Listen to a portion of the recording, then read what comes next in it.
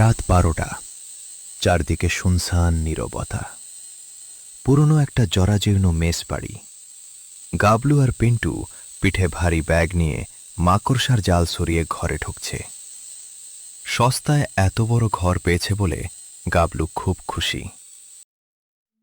সে বিছানায় শুয়েই এক প্যাকেট বিরিয়ানি বের করল। অন্যদিকে পিন্টু ভয়ে থরথর করে কাঁপছে।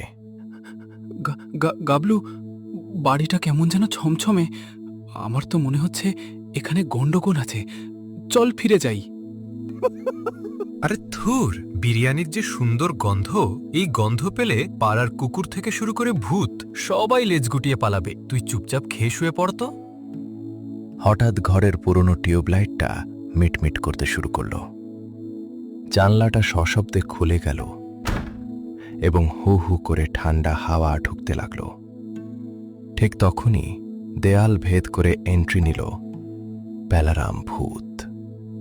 পিন্টু ভয়ে চিৎকার করে খাটের তলায় লুকিয়ে পড়ল, কিন্তু গাবলু নির্বিকার। সে এক মনে মোবাইল দেখছে আর বিরিয়ানি খাচ্ছে। এই, আমি এই বাড়ির 200 বছরের পুরনো আত্মা।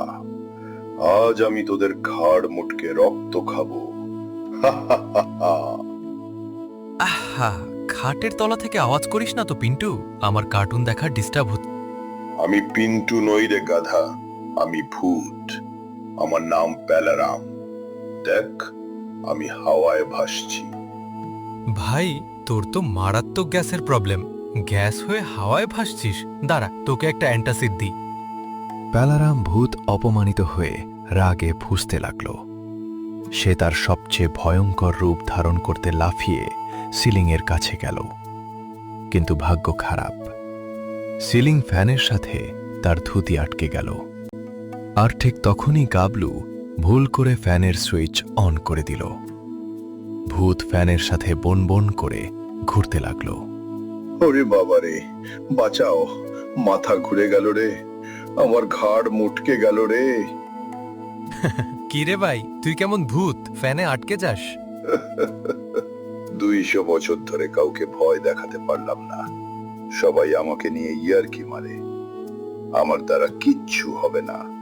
ভূতের কান্না দেখে গাবলুর মায়া হল। সে প্যালারাম ভূতকে নিজের প্লেট থেকে এক গাল বিরিয়ানি খাইয়ে দিল। বিরিয়ানি খেয়ে ভূতের চোখ বড় বড় হয়ে গেল। আরে, এ তো অমৃত। 200 বছর পর এত সুন্দর খাবার খেলাম। তোরা কি রোজ এসব খাস? ভয়ঙ্কর মেস বাড়ি এখন একটা দারুণ হাসি খুশি জায়গায় পরিণত হয়েছে। প্যালারাম ভূত আর গাবলুর মধ্যে এক অদ্ভুত চুক্তি হয়েছে। প্যালারাম এখন থেকে ঘরে সব কাজ করে, বাসন মাজে, কাপড় কাচে আর ঘর মুছে, তাও আবার হাওয়ায় ভাসিয়ে জাদুর সাহায্যে।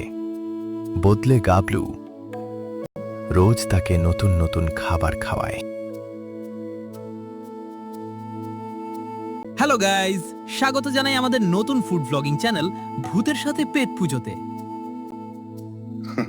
হ্যালো গাইস, আজকে আমরা বানাবো স্পেশাল মটন কারি।